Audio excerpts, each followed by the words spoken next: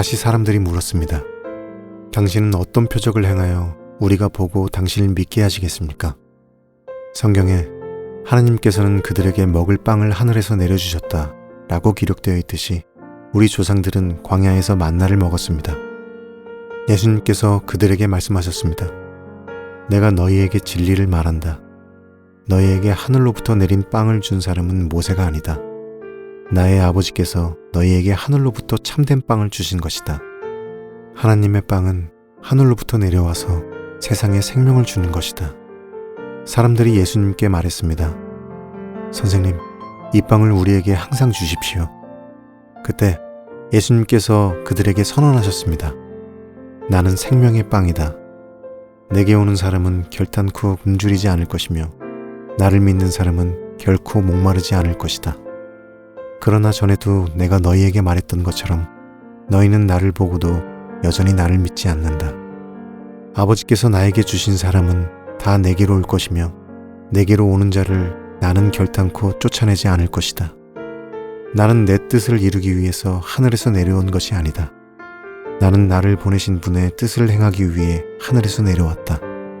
나를 보내신 분의 뜻은 하나님께서 내게 주신 사람은 단 한 사람도 잃지 않고 마지막 날에 그를 부활시키는 것이다. 아들을 보고 믿는 사람은 누구나 다 영생을 얻는 것이 내 아버지의 뜻이기 때문이다. 나는 그를 마지막 날에 부활시킬 것이다. 유대인들은 예수님께서 나는 하늘에서 내려온 빵이다 라고 말했으므로 예수님에 대해 수군대기 시작했습니다. 그래서 그들은 자기들끼리 이런 말들을 했습니다. 이 사람은 틀림없는 요셉의 아들 예수야. 우리가 그의 아버지와 어머니를 알고 있는데 어떻게 그가 나는 하늘에서 내려왔다고 말할 수 있지? 그러자 예수님께서 그들에게 대답하셨습니다. 서로 수군대지 마라. 나를 보내신 아버지께서 이끌지 않으면 아무도 내게로 올 수 없다. 나도 마지막 날에 그를 부활시킬 것이다. 예언자들의 책에 이런 글이 있다. 모든 사람이 하나님의 가르침을 받을 것이다. 아버지의 말씀을 듣고 아버지에게서 배우는 사람은 내게로 온다. 하나님으로부터 온 사람 외에는 아버지를 본 사람이 없다. 오직 하나님으로부터 온 그 사람만 아버지를 보았다. 네, 우리 가슴에 손을 얹고 함께 신앙 고백하고 말씀을 나누겠습니다. 제가 먼저 고백하겠습니다. 하나님은 나를 사랑하십니다. 나는 그 사랑 안에 있습니다. 하나님은 오늘 나에게 말씀하실 것입니다. 그 말씀에 능력이 있습니다. 그 말씀에 생명이 있습니다. 나의 마음을 하나님께 열겠습니다. 나의 생각을 예수님께 집중하겠습니다. 들은 만큼 변합니다.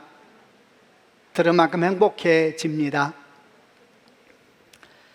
우리는 벌써 수주에 걸쳐서 요한복음 6장 말씀을 계속 묵상하고 있고 다음 주까지 요한복음 6장 말씀을 계속 묵상하려고 합니다. 요한복음 6장은 한 사건을 중심으로 해서 이루어졌는데 그 사건이 오병이어 기적 사건입니다. 한 아이가 물고기 2마리하고 보리떡 5개를 주께 드렸더니 그것으로 말미암아 10,000명이 넘는 사람들이 배불리 먹고 12광주나 남았다라고 하는 오병이어 사건이 중심이 되어서 이제 그 뒤에 하나님께서 참된 양식에 대한 말씀으로 쭉 내용이 흘러가고 있고 그 부분을 저희가 묵상을 하고 있습니다. 이 오병이어 기적 사건은 당시 사람들이 가지고 있었던 신앙관 또 사람들이 가지고 있었던 하나님관에 대한 모습을 적나라하게 드러내는 계기가 됐습니다. 그들은 예수께서 오병이어 사건을 일으키시는 것을 보고 바로 그 예수께서 그들이 왕이 되어야 된다라고 나섰는데 이것이 바로 그들이 가지고 있었던 신앙이 어떤 모습인지 그들이 가지고 있던 영성이 어떤 영성인지를 보여주고 있는 겁니다. 그들이 원하는 하나님, 그들이 원하는 왕은 자신들의 필요를 채워주는 그야말로 램프의 요정 지니와 같은 그런 하나님이었습니다. 그런데 이런 사람들이 신앙에 대해서 주님이 평가하시기를 그런 신앙은 표적을 본 까닭이 아니라 떡을 먹고 배부른 까닭에 나를 따르는 신앙이다 이렇게 말씀을 하셨고 더 나아가 말씀하시기를 그런 신앙은 썩을 양식을 위해서 일하는 신앙이다. 그러므로 썩을 양식을 위해서 일하지 말고 영원하도록 있는 양식을 위해서 일하라 이렇게 말씀을 하셨습니다. 우리는 이 말씀을 통하여서 아주 중요한 교훈을 받았었죠. 그것은 예수를 믿는다고 하면서도 다 같지 않다는 겁니다. 예수를 믿으면서도 어떤 사람은 표적을 보기 때문에 믿는 사람이 있는가 하면 어떤 사람은 떡을 먹고 배부른 까닭에 주를 믿는 사람도 있다라는 겁니다. 그러면 표적을 보고 믿는 사람은 어떤 신앙일까요? 표적이란 뭡니까? 표적이라는 것은 눈에 보이는 어떤 기적이나 사건을 통하여서 보이지 않는 하나님의 마음과 뜻을 드러내는 것이 표적이라고 합니다. 그래서 표적을 보는 신앙이라는 것은 눈에 보이는 현상 너머에 있는 보이지 않는 주의 뜻을 바르게 분별하고 그 뜻을 따라 나아가는 신앙, 그것을 표적을 보는 신앙이라고 할 겁니다. 예를 들어서 요한복음 11장을 보게 되면 예수님께서 죽은 지 나흘이나 된 나사로가 무덤에 있는 상태에서 나사로야 나오라 이렇게 말씀하셨고, 그러자 온몸에 천을 두른 상태에서 나사로가 무덤에서 걸어 나오는 장면이 기록되어 있습니다. 이게 표적입니다. 이건 무엇을 의미하는 겁니까? 이 사건을 통해서 의미하는 것은 예수님께서 생명의 주관자이시다라는 것을 우리에게 보여주신 사건이지요. 또 우리가 얼마 전에 보았던 요한복음 5장의 베데스다 연못가에 있는 38년 병자 치유 사건을 기억해 봅니다. 또 이것도 역시 표적입니다. 이것은 무엇을 의미합니까? 그것은 우리의 인생의 회복이라는 것은 베데스다 연못을 덮고 있는 헛된 신화에서 이루어지는 것이 회복이라는 것은 베데스다 연못을 덮고 있는 헛된 신화가 이루어지는 것이 아니라 주의 말씀과 그 말씀을 향한 순종을 통해서 이루어지는 것이다 라는 것을 가르쳐 준 것이죠. 그럼 저희가 묵상하고 있는 오병이어 사건은 어떻게 해석을 해야 되겠습니까? 이것도 표적입니다. 이 오병이어 사건이 가르쳐 주는 것은 눈에 보이는 떡이나 물고기가 초점이 아니라 그를 통하여서 정말 우리를 먹이시고 입히시는 분이 하나님이시라는 사실과 더 나아가서 예수님께서 우리의 참된 양식이 되시고 참된 음료가 되신다는 사실을 전해주는 표적이었던 겁니다. 그런데 사람들은 이 사건을 보면서 그 사건이 의미하는 하나님의 마음을 깨달아 아는 것이 아니라 그들은 그저 그들이 먹고 마셨던 떡과 물고기 여기에 사로잡혀서 거기에 모든 정신을 빼앗겨 버렸습니다. 그리고 그런 기적을 일으킨 예수께서 우리 왕이 되셔서 우리 필요를 마음껏 채워주어야 한다 이렇게 이제 나서게 된 거고, 이런 신앙에 대해서 주님 말씀하시기를 표적을 보는 신앙이 아니라 떡을 먹고 배부른 까닭에 주를 따르는 신앙이고, 이런 신앙이 썩은 양식을 구하는 신앙이다 이렇게 이제 적나라하게 말씀을 하신 겁니다. 그런데 신기한 것은 이 말씀을 예수께서 하셨을 때에 이 말씀의 대상자들이 당시 유대인들이었는데 이 말씀을 들은 유대인들이 별로 놀라지 않았습니다. 사실 정상적인 상황이라면 분노하고 흥분해야 되거든요. 이렇게 말해야 되겠죠. 아니 당신이 뭐라고 우리 신앙을 그렇게 함부로 말하느냐, 우리 신앙이 어떻게 시작됐는지 아느냐, 우리 신앙은 모세가 하나님께 직접 받은 말씀을 우리에게 전해주면서 시작되었고 하나님께 직접 제사 제도를 만들어 주셨고 또 우리 몸에는 하나님께서 직접 할례를 행하게 하셔서 눈에 보이는 증거가 있는 신앙이다. 근데 어떻게 우리 신앙을 함부로 말하면서 썩은 양식을 구하는 신앙이라 그러느냐, 소망이 없는 신앙이라 그러느냐 이러면서 따지고 흥분하고 분노해야 정상입니다. 그런데 그런 얘기를 들으면서도 신기하게 이들이 분노하지 않습니다. 오히려 주님 말씀에 대해서 다시 아주 차분하게 질문을 합니다. 뭐라고 질문을 하냐 하면은 요한복음 6장 30절과 31절을 한번 같이 읽어보겠습니다. 시작. 다시 사람들이 물었습니다. 당신은 어떤 표적을 행하여 우리가 보고 당신을 믿게 하시겠습니까? 성경에 하나님께서는 그들에게 먹을 빵을 하늘에서 내려주셨다라고 기록되어 있듯이 우리 조상들은 광야에서 만나를 먹었습니다. 우선 이 내용이 어떤 뜻인가 묵상하기 전에 이 이야기를 하는 유대인들의 모습을 보면 지금 말한 것처럼 분노도 없고 흥분도 없습니다. 오히려 굉장히 차분하게 마치 영적인 대화가 이루어지듯이 이야기를 하고 있죠. 그들은 묻습니다. 우리가 당신을 믿을 수 있게 하는 표적이 뭡니까? 우리 조상 모세는 만나라고 하는 놀라운 표적을 우리에게 보여주었는데 당신은 무슨 표적을 보여주겠습니까? 이렇게 이제 질문을 하니까 언뜻 보면은 아주 이렇게 대화가 잘 이루어지고 있는 것처럼 보입니다. 그러나 정말 그럴까요? 계속 또 보겠습니다. 그러자 이에 대해서 주님께서 다시 말씀하시는데 요한복음 6장 32절 33절 이것은 개역개정으로 읽어보겠습니다. 시작. 예수께서 이르시되 내가 진실로 진실로 너희에게 이르노니 모세가 너희에게 하늘로부터 떡을 준 것이 아니라 내 아버지께서 너희에게 하늘로부터 참떡을 주시나니 하나님의 떡은 하늘에서 내려 세상에 생명을 주는 것이니라. 우리에게 어떤 표적을 보여주겠느냐, 이런 질문을 주님께서 설명을 하시면서 좀 주목할 만한 흐름들을 보게 되는데, 이렇게 설명을 하세요.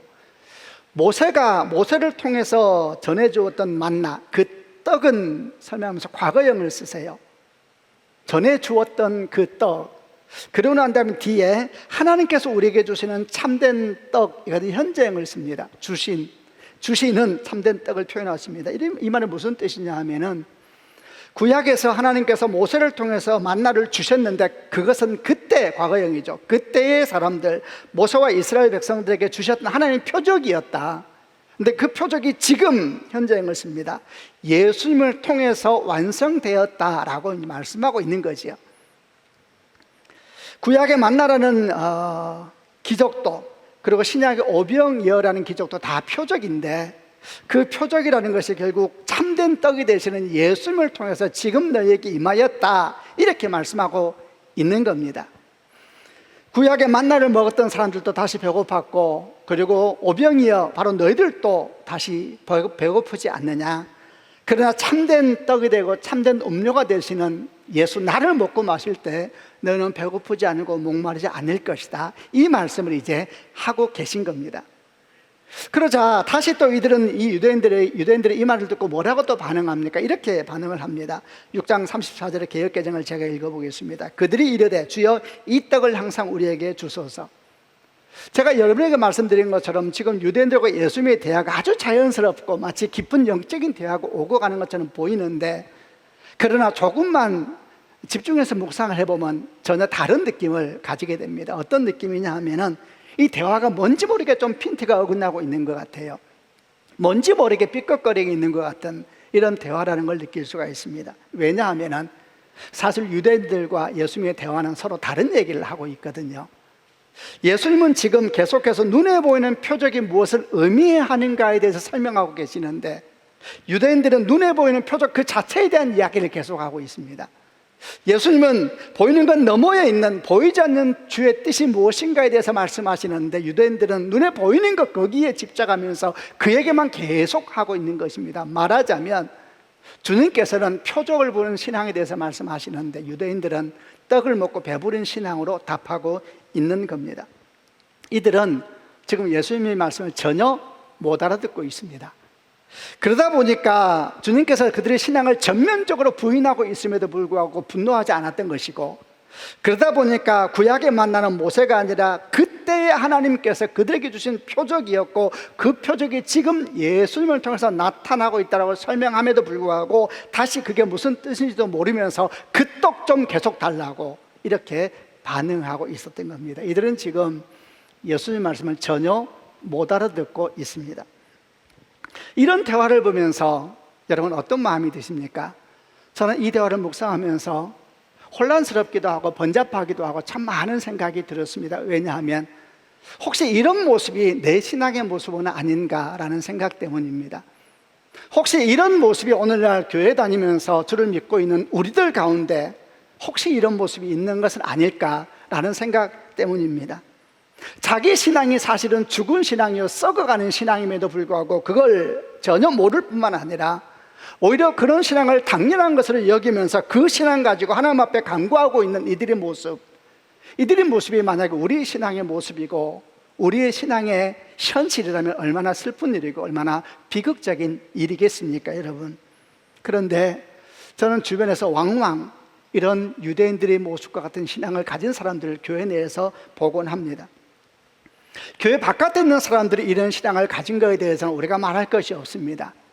사실 주님께서 지금 대화하고 있는 대상도 누구냐 하면 스스로 하나님의 민족이라고 확신하고 있는 유대인들, 하나님의 말씀을 잘 알고 있다고 생각하는 유대인들을 대상으로 해서 말하고 있지만은 그들은 전혀 그 말씀을 못 알아듣고 있었던 것처럼 오늘날도 마찬가지입니다.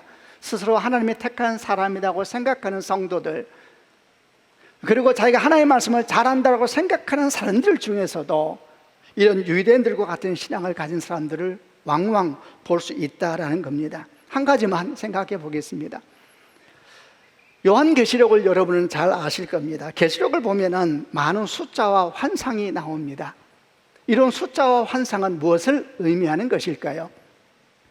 하나님께서 사도 요한을 통해서 요한계시록을 주신 이유는 당시 고난 가운데 있는 소아시 7교회를 향한 말씀일 뿐만 아니라 더 나아가서 주님이 오시는 그날까지 세상에서 고난을 당하는 교회, 믿는 무리들을 향하여서 마침내 이루어질 하나님 나라에 대한 약속을 주시면서 믿음에 굳게 서서 삶의 자리를 지켜가라는 목적으로 주신 것이 요한계시록입니다.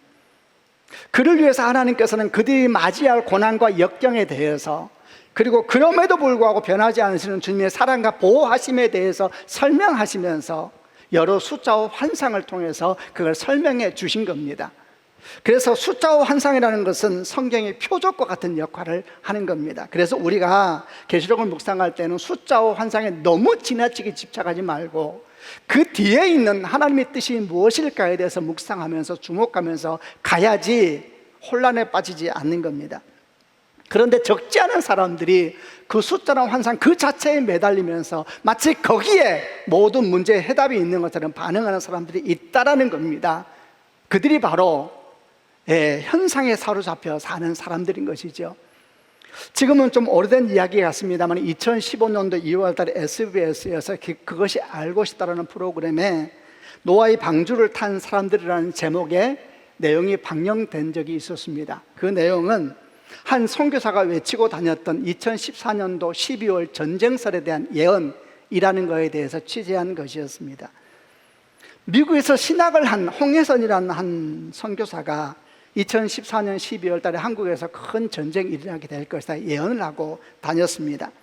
그리고 이를 피하기 위해서는 미국이나 일본 또는 캄보디아나 태국으로 피난을 가야 된다 이러면서 여기저기 다니면서 은사사역을 하고 예언사역을 하면서 이 전쟁설을 퍼뜨리고 다녔습니다. 그리고 이로 말미암아 적지 않은 사람들이 이걸 받아들이게 되어서 어떤 교회는 담임 목사와 성도들 30명이 집단적으로 떠나기도 하고, 또 어떤 교회는 담임 목사와 성도들 50명이 집단적으로 떠나기도 하고, 그들의 말에 의하면 한 1000명 정도 되는 사람들이 전쟁을 피하여서 이곳저곳으로 떠났다라고 이야기를 합니다.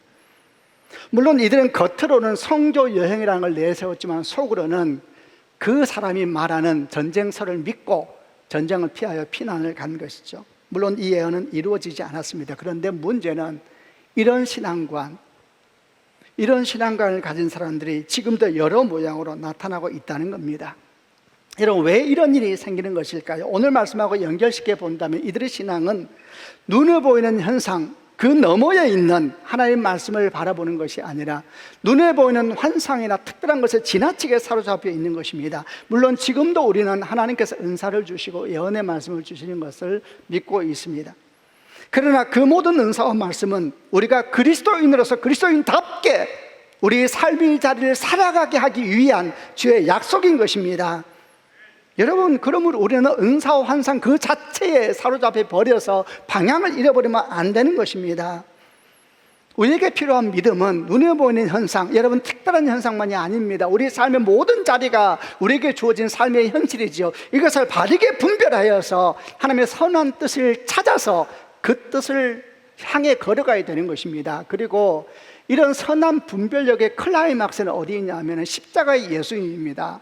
십자가의 예수님은 모든 표적의 완성이기 때문입니다. 아멘이죠. 여러분, 십자가의 예수께서 우리에게 보여주신 하나님의 뜻이 뭡니까? 우리를 향한 사랑이요, 우리를 향한 구원이요, 결코 포기하지 않으시는 주님의 열심을 보여주지 않습니까? 그 십자가에서 보여주신 하나님의 뜻은 분명합니다. 그것은 우리가 그리스도인으로서 그리스도인답게 우리 삶의 자리에 서 있는 것입니다. 이리저리 도망다니는 것이 아니라 그리스도인답게 우리 삶의 자리에 서 있는 것이죠. 저는 12월 전쟁설에 대한 얘기를 일찍이 들으면서 참 복잡한 마음이 들었습니다. 그들은 그럼 이런 나라 저런 나라로 피난을 갔는데 그 피난 가서 무슨 기도하고 있었을까? 전쟁나게 기도하고 있었겠지요. 그래야지 자기 믿음이 옳다는 게 증명되는 거잖아요. 이런 나쁜 사람들이 어디 있어요? 왜 이런 일이 도대체 생기는 것일까요? 오늘 주님께서 유대인들에게 표적을 보지를 못하는 거라 이렇게 말씀하셨거든요. 하나님의 뜻을 분별을 못하는 것입니다. 여러분, 표적이라는 것은 아까 말씀드린 것처럼 특별한 현상만을 의미하는 것이 아닙니다.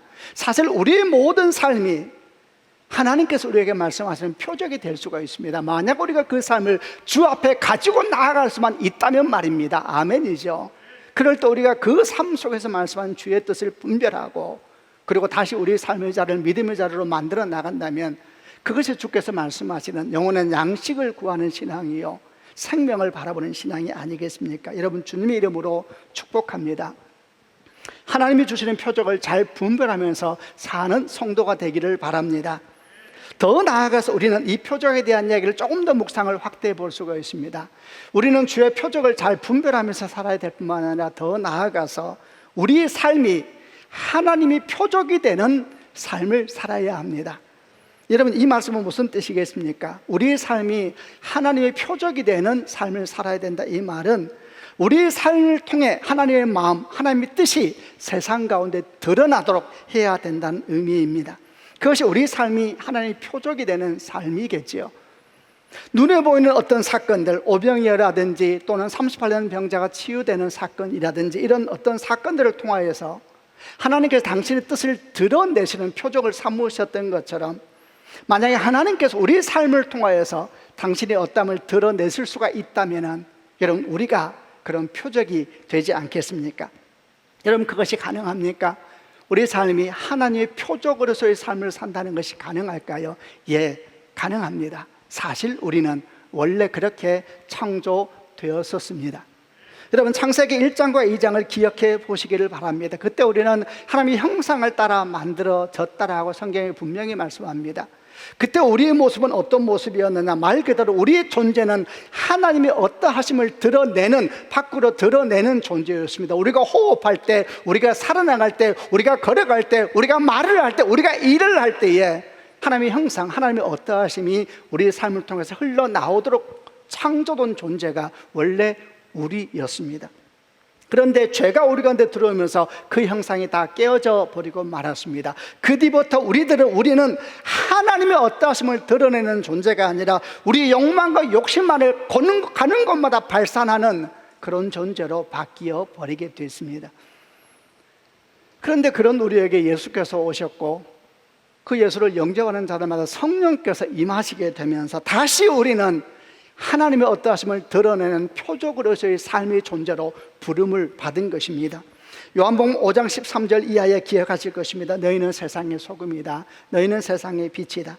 이같이 너희 빛을 사람 앞에 비추게 하여 그들로 너희 착한 행실을 보고 하늘에 계신 너희 아버지께 영광을 돌리게 하라.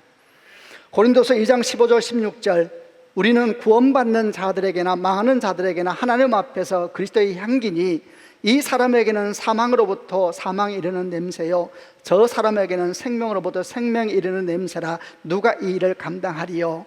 같은 이야기입니다. 우리는 그리스도인으로서 이 땅에서 하나님의 어떠하심을 드러내는 표적으로 부름받았다라고 말씀하고 있는 것이죠. 저는 지금 여러분과 함께 오병이어 사건을 통하여서 표적을 따르는 신앙에 대한 묵상을 나누었고 더 나아가서 우리 삶이 표적이 되는 삶이 되어야 한다라는 묵상까지 확대해서 여기까지 왔습니다. 그렇다면 좀 더 구체적인 얘기를 해보겠습니다. 어떻게 하면 우리 삶이 하나님의 표적이 되는 삶이 될 수가 있을까요? 이를 위해서는 무엇보다 우리가 먼저 하나님의 표적을 잘 분별하면서 살아야 합니다. 다른 말로 하면 무엇보다 하나님의 뜻을 잘 분별하면서 살아야 합니다.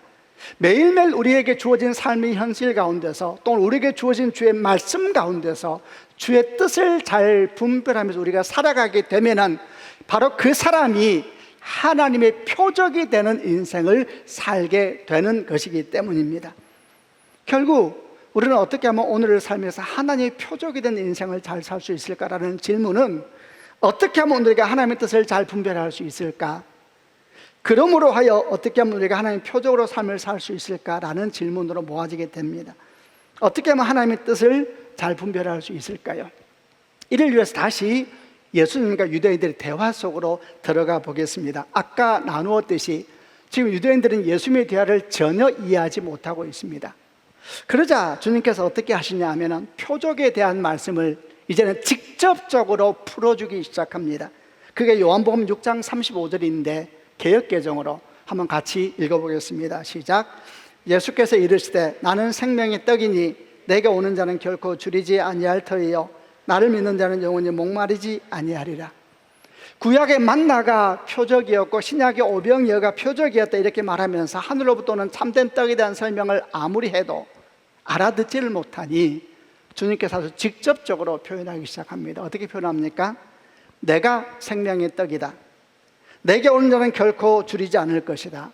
나를 믿는 자는 영원히 목마르지 않을 것이다. 아주 직접적으로 표현하시죠. 나는 생명의 떡이다. 내게 오는 자는 줄이지 않을 것이요 결코 목마르지 않을 것이다. 이렇게 이제 설명을 하자 다시 유대인들은 또 어떻게 반응합니까? 그럼 이 말을 알아듣습니까? 그들은 이렇게 반응합니다. 41절부터 42절을 개역개정으로 같이 또 읽어보겠습니다. 시작. 자기가 하늘에서 내려온 떡이라 하심으로 유대인들이 예수에 대하여 수군거려 이르되 이는 요셉의 아들 예수가 아니냐. 그 부모를 우리가 아는데 자기가 지금 어찌하여 하늘에서 내려왔다 하느냐. 이해 못하고 있죠. 사실 어떻게 이해를 하겠습니까? 이게 말이 어떻게 이해가 되겠습니까? 사실 유대인들은 하나님께서 사람이 되어 오셨다는 성육신을 전혀 모르고 있었고 또 알았다는들 믿지 않고 있었습니다. 그러니까 예수님께서 내가 생명의 떡이다 라는 말씀이 도대체 이해가 안 되는 것이죠. 그럼에도 불구하고 다시 주님께서는 이들에게 계속 설명을 해 주십니다. 그들에서 계속 설명을 하세요. 그리고 그 설명을 들으면서 우리는 오늘 우리가 어떻게 하면 주의 표적을 잘 분별할 수 있을까? 주의 뜻을 잘 분별할 수 있을까? 또 우리의 삶이 표적이 되는 삶을 살 수 있을까에 대한 아주 중요한 몇 가지 교훈을 찾을 수가 있습니다. 주님께서 뭐라고 그들에게 계속 설명하십니까? 그게 43절부터 46절 그 뒤도 나옵니다만 특별히 이 네 계절을 통해서 오늘 묵상에 초점을 맞춰보려고 합니다. 개역개정으로 읽어보겠는데요, 제가 43절 읽겠습니다. 예수께서 대답하여 이르시되 너희는 서로 수군거리지 말라. 44절 나를 보내신 아버지께서 이끌지 아니하시면 아무도 내게 올 수 없으니 오는 그를 내가 마지막 날에 다시 살리리라. 선지자의 글에 그들이 다 하나님의 가르치심을 받으리라 기록되었은즉 아버지께 듣고 배운 사람마다 내게로 오느니라. 46절 이는 아버지를 본 자가 있다는 것이 아니니라. 오직 하나님에게서 온 자만 아버지를 보았느니라. 이 말씀을 통하여서 우리가 어떻게 하면 하나님의 뜻을 잘 분별할 수 있을까? 어떻게 하면 우리 인생이 표적이 되는 인생이 될 수 있을까에 대한 교훈을 한 세 가지 찾아보려고 하는데 주목하려고 하는 표현은 오늘 말씀 중에 세 가지 표현입니다. 첫 번째 표현은 수군거리지 말라라는 표현이고 두 번째 표현은 나를 보내신 아버지께서 이끌지 않으시면 아무도 내게 올 수 없다라는 말씀이고 세 번째는 아버지께 듣고 배운 사람마다 내게로 오느니라 라는 말씀입니다. 첫 번째, 수군거리지 말라 하셨습니다. 예수님께서 내가 생명의 떡이다 이렇게 말씀하니까 유대인들이 어떻게 반응하냐면 자기들끼리 수군거리기 시작했습니다. 그 내용은 아까 읽은 본문에 나오는데 아니 내가 저 사람의 아버지도 알고 형제도 알고 엄마도 아는데 어떻게 자기가 하늘에서 내려왔다 하느냐 막 수군거렸다 이렇게 표현을 쓰고 있는데 이 수군거렸다라고 번역된 헬라어가 공기조라는 헬라어인데 이게 어떤 의미를 가지고 있냐면은 원래 그 어원은 중얼거리다, 불투명하게 말하다 라는 어원을 가지면서 뜻은 불평하다, 투정하다 이런 뜻을 가지고 있어서 신약 성경에서 이 헬라어를 번역할 때는 보통 비방하다, 원망하다, 수군거리다 이런 표현으로 번역을 하고 있습니다. 여러분, 수군거리다라는 느낌이 어떤 느낌인지 제가 지금 언어적인 설명을 했는데 조금 느껴지십니까?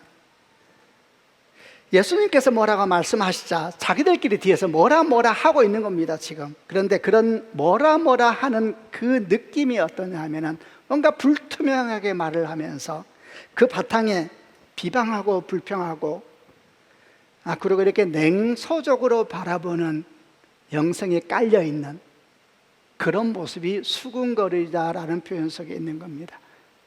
여러분 느낌이 이해되세요? 어떤 느낌인지. 이런 모습을 보시면서 주님께서 수군거리지 말라 하셨는데 6장 61절 보면 또 주님께서 그 말씀을 하세요. 그때도 이 사람들이 또 수군거렸다는 표현을 써요. 그러자 주님께서 또 말씀하세요. 수군거리지 말라. 우리는 여기에서 하나님의 뜻을 잘 분별하기 위해서 우리에게 필요한 영성이 뭐냐 하면 수군거리는 영성을 버려야 된다는 걸 알 수가 있죠. 여러분, 수군거리는 영성이 있습니다. 뭔가 말을 해요. 아주 그 말이 불투명하면서도 그 안에 깔려있는 영성이 냉소적이며 비방적이며 아주 원망이 가득 찬, 그러면서 이렇게 뒤에서 이렇게 이야기하는 수군거리는 영성이 있는 겁니다. 그 영성에 대해 주님께서 말씀하세요. 수군거리지 말라.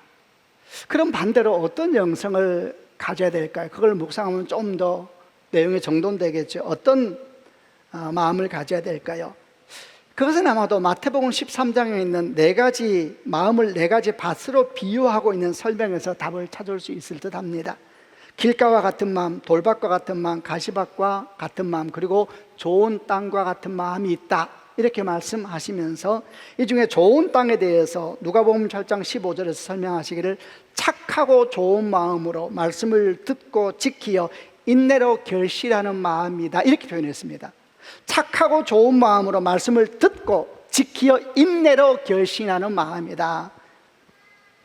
여러분, 이 마음이 우리에게 필요한 것입니다. 수군거리는 마음. 다시 한번 주님의 이름으로 축복합니다. 여러분, 수군거리는 영성에 떠나가는 축복이 있기를 바랍니다. 이 느낌이 여러분에게 전해질 수 있기를 바랍니다. 뭔가 불투명하게 이야기를 하는데 지들끼리 수근수근거려요. 근데 그 안에 있는 기본적인 영성이 냉소적이며 아주 비웃으며 원망하며, 그러면서 자기들끼리 막 이야기를 하고 있는 그 마음에 대해서 주께서 말씀하는 것이죠. 그 반대의 마음은 착하고 좋은 마음입니다. 이 마음은 어떤 마음이겠습니까? 주님의 선하심과 온전하심을 믿는 마음이죠. 주의 말씀을 들을 때 참으로 그러한가 진지하게 주 앞에 반응하려고 하는 마음이죠. 우리 안에 있는 부정적인 영성을 날마다 내려놓고 참으로 주여 무슨 뜻입니까? 진지하게 물으려고 하는 마음의 태도이지요. 착하고 좋은 마음이라고 표현되는 그런 마음입니다. 그런 마음으로 말씀을 듣고, 그런 마음으로 말씀을 묵상하고, 그런 마음으로 주 앞에 서 있는 사람, 여러분, 그 사람이 주의 말씀을 잘 분별할 수 있고 주의 표적을 잘 분별할 수 있고 또 표적이 되는 삶이 될 수 있는 그런 영성을 가진 사람인 겁니다. 두 번째는 또 이렇게 말씀하셨습니다. 나를 보내신 아버지께서 이끌지 않으시면 아무도 내게 올 수 없다. 나를 보내신 아버지께서 이끌지 않으시면 아무도 내게 올 수 없다라는 말씀이 무엇을 가르칩니까? 예, 그것은 우리는 하나님께서 택하신 사람들이다라는 말씀입니다. 우리는 하나님이 택하신 사람들입니다. 아멘이죠. 여러분, 이 믿음을 가져야 합니다. 왜 사람들이 현상이나 사건에 지나치게 몰입하는 신앙의 모습을 보이는가? 사실은 두려움 때문입니다. 그래서 이단이나 잘못된 신앙에 빠지는 사람들의 마음에 공통점이 뭐가 있냐면 잘못된, 건강하지 못한 두려움이 있습니다. 건강하지 못한 두려움. 그리고 악한 영이 그 건강하지 못한 두려움을 계속 건드려대는 것입니다. 예를 들어서 아까 앞에 말했던 홍혜선 선교사라는 사람은 온갖 예언을 하고 다녔는데 그 내용 중에는 어떤 것이 있었냐 하면 우리가 알고 있는 이제 이미 고인이 된 유명한 목사님들 중에 많은 목사님들이 지옥에 가 있다는 것을 예언하며 다녔습니다. 그럼 여러분, 그 말을 듣는 사람들은 어떤 느낌이 들까요? 두렵지요. 얼마나 악한 사람들입니까? 사람의 마음에 건강하지 못한 두려움을 불러일으킴으로 말미암아 선하게 분별하지 못하게 하는 것이죠. 여러분, 이런 두려움에 빠지면 어떤 현상이 생기냐 하면은 자신들이 하나님 앞에 얼마나 존귀한 사람인가에 대한 인식이 흐트러집니다. 하나님께서 우리를 얼마나 사랑하시는가에 대한 믿음도 흩어지게 되어 있습니다. 그래서 무엇인가를 통하여서 인정을 받으려고 하고 무엇인가를 통하여서 하나님께 용납을 받으려고 하는 영적인 공로주의, 영적인 율법주의를 향해서 나아갈 수밖에 없게 됩니다. 그게 건강하지 않는 두려움이 주는 열매거든요. 우리는 꼭 기억해야 됩니다. 하나님은 우리를 버리지 않으십니다. 아멘으로 받으셔야 됩니다. 여러분, 하나님은 우리를 버리지 않으십니다. 우리가 하나님을 떠나지 않는 이상 말입니다. 제가 이런 말장난하는 것이 아닙니다. 하나님은 우리를 버리지 않습니다. 문제는 우리입니다. 우리. 창세기 3장을 보게 되면 하나님께서 아담과 하와를 에덴 동산에서 내어 쫓으시는 장면이 있습니다. 여러분, 이 장면에서 우리가 알아야 될 것은 하나님께서 아담과 하와를 에덴에서 내어 쫓으시기 전에 아담과 하와가 그들의 마음과 삶의 한가운데서 하나님을 내어 쫓았다는 사실을 잊어서는 안 됩니다. 여러분, 하나님을 그들이 내어 쫓았습니다. 문제는 거기서 시작된 것이죠. 여러분, 지금도 마찬가지입니다. 하나님은 우리를 버리지 아니하십니다. 문제는 우리입니다.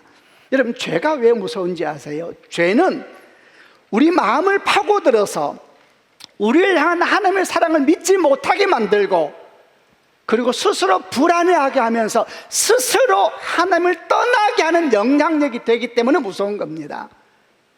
여러분, 우리가 왜 죄를 경계하고 주 앞에 바르게 살려고 몸부림을 치느냐? 그것이 우리 믿음을 보호하는 길이기 때문에 그렇습니다. 여러분, 믿음이 공격을 받거든요. 우리가 주의 백성답게 살기 위한 노력을 하는 것은 구원을 위해서가 아니고 우리에게 주신 믿음이 공격받지 않도록 믿음을 잘 보호하기 위한 선한 노력입니다. 여러분, 믿음을 보호하는 최고의 방법은 다른 것이 아닙니다. 믿음대로 사는 것이 믿음을 보호하는 최고의 방법입니다. 아멘이죠.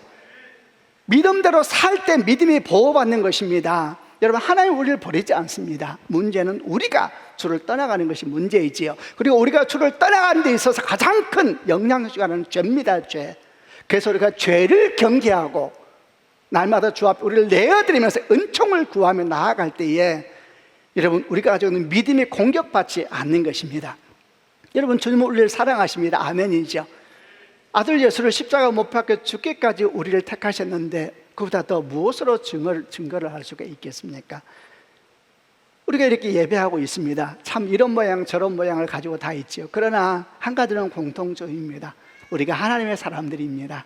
아멘이죠. 참 여러분, 한 주 어떻게 사셨습니까? 참 그러겠죠. 그러나 공통점이 있습니다. 우리가 하나님의 사람들입니다. 이거 놓치면 여러분 다 죽는 것입니다. 거짓된 두려움이 있습니다. 교회 다니면서도 많이 봤습니다. 여러분, 악한 영을 경계해야 됩니다. 하나님께서 우리를 택하셨다. 하나님께서 이끌지 아니하시면 아무도 내게 올 수 없다. 나는 하나님의 사람이다. 이 믿음이 여러분 우리를 하나님의 뜻을 바르게 분별하게 만들고 동시에 우리 인생을 표적이 되는 인생으로 나아가게 하는 겁니다. 마지막 세 번째 표현은 아버지께 듣고 배운 사람마다 내게로 온다 그러셨습니다. 아버지께 듣고 배운 사람마다 내게로 온다. 듣고 배운 사람마다. 세 번째 교훈은 하나님의 말씀을 바르게 분별하고 표적된 인생을 살기 원하는 사람, 그런 사람은 바르게 듣고 바르게 배워야 한다라는 말씀입니다. 바르게 듣고 바르게 배워야 한다. 이 생각을 하면 사실 마음이 약간 무겁습니다. 왜냐하면 우리 성도들은 바르게 듣고 바르게 배우고 있는가 생각하기 때문이며, 저는 목사로서 바르게 전하고 바르게 가르치고 있는가에 대해서 생각하기 때문입니다. 벌써 코로나가 1년 반이 지나갔습니다. 영상 예배는 일상이 되었고 성도들은 참 여러 분들의, 여러 목사들 또는 목사만이 아니라 선교사라고 호칭되는 여러 사람들의 영상을 보고 말씀을 듣고 있기도 합니다. 저는 이것이 축복이면서 동시에 매우 조심스러운 일이라는 생각을 하고 있습니다. 정말 많은 귀한 목사님들이 계십니다. 얼마나 귀한 분들인지 모릅니다. 저는 우리 성도들이 그분들의 말씀도 귀하게 듣는 축복이 있기를 바랍니다. 그러나 동시에 정말 경계해야 될 메시지가 대단히 많습니다. 영적인 교훈은 거의 과거부터 지금까지 똑같습니다. 선한 영향력보다 악한 영향력이 더 큰 물결로 다가오는 것은 지금도 변치 않습니다. 우리가 길을 내주는 데 있어서 얼마나 주의해야 되는지 모릅니다. 저는 우리 성도들이 아무 설교나 듣지 않기를 바랍니다. 이전에 저는 교회 목사님들이 우리 교회 설교만 드려야 된다 이런 말을 하면 정말 마음이 너무 불편했습니다. 그런 좁은 신앙관이 한국교회의 지금의 현실을 낳았다는 생각을 했기 때문입니다. 지금도 그 마음은 사실 변함은 없습니다. 그러면서도 동시에 서울드림교회 우리 교회와 성도들 생각하면서 여러분에게 전합니다. 바르게 듣고 바르게 배워야 합니다. 우리가 듣는 것에 대해서 정말 주의해야 합니다. 이런 마음을 겸손하게 가지고 있으면 여러분 이미 은혜는 시작된 것이 아닐까요? 내가 주 앞에 바르게 배우고 싶다, 바르게 듣고 싶다, 은총을 베풀어 주소서, 이런 마음을 가지고 주 앞에 서면 이미 그에게는 은혜가 시작되고 있는 것이 아닐까요? 옛날에 신천지가, 요즘엔 신천지가 코로나가 참 고마운 것도 있어요. 하여튼 신천지가 한참 일을 할 때에 그 신천지에서 그들이 말하는 복음을 전했던 사람들이 했던 말이 그렇게 남아 있어요. 그들이 복음을 전할 때 딱 만나보면 몇 번 얘기하면 대강 안 돼요. 넘어올 사람인지 안 넘어올 사람인지 안 돼요. 저는 그 마음이 정말 이해가 돼요. 그거 알 수 있거든요. 근데 어떻게 아느냐? 넘어오는 사람은 거의 열이면 열, 잘난 척하는 사람이래요. 여러분 어떻게 생각하세요? 잘난 척하는 사람이에요. 잘난 척. 자기 좀 안다는 거예요. 그래서 완전 초짜나 안 넘어온대요. 자꾸 교회 목사님은 물어보고 오겠다 그런대요. 물어보고 온 사람이 없대요. 근데 자기가 좀 안다고 생각하는 사람, 어떻게 그렇게 해석이 되네요 이러면서 은근슬쩍 자기 신앙을 자랑하는 사람들, 몇 번 대화 나누면 안 돼요. 넘어오겠네? 안 돼요. 정말 주 앞에 내가 겸손한 마음으로 주의 말씀을 바르게 알고 싶습니다. 은혜 베풀어 주십시오. 정말 진지한 마음으로 이런 마음을 가지고 주께 나아갈 수 있다면 그 사람은 이미 복 한가운데 있는 사람이 아닐까요? 어떻게 하면 주의 뜻을 잘 분별할 수 있을까요? 어떻게 하면 우리가 표적이 되는 그런 인생을 살 수 있을까요? 지금도 주님은 말씀하시고 표적을 보이시며 또한 우리에게 표적이 되라 하십니다. 어떻게 될까요? 세 가지를 전했습니다. 수군거리는 영성을 거부하라. 우리를 택하신 하나님의 사랑을 믿어라. 바르게 듣고 바르게 배우는 그런 겸손한 믿음을 가져야 된다. 주의 축복이 여러분과 함께 하시기를 바랍니다. 아멘. 기도하겠습니다.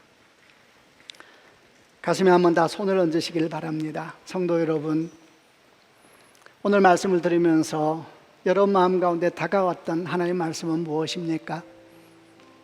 마음을 불편하게 했든지, 마음에 조심스러움이 되었든지, 마음을 뜨끔하게 했든지, 아니면 이런 모양 저런 모양으로 신경 쓰이게 하는 말씀이 무엇이었습니까?